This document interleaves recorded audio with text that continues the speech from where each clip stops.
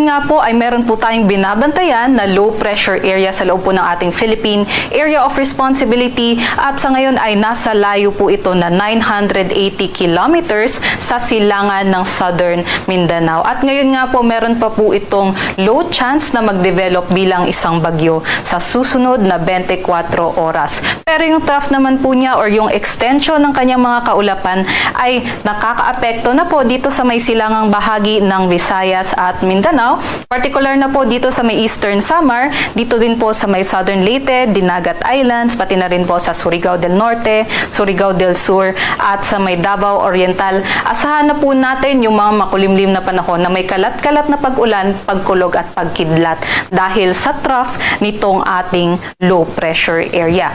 Samantala, easterlies naman po ang nakakaapekto sa malaking bahagi naman po ng Luzon at Visayas. Ito pong easterlies ay yung hangin na nanggagaling po sa karagatang Pasipiko. So expect po natin na medyo mainit at maalinsangan po yung hangin na ating aasahan dito po sa may Luzon at Visayas. Kaya't mainit po tayo sa umaga, ngunit mataas po yung tsansa ng ating mga localized thunderstorms pagdating naman po ng hapon at gabi, kagaya na lang po ng nangyari dito sa Metro Manila kaninang hapon.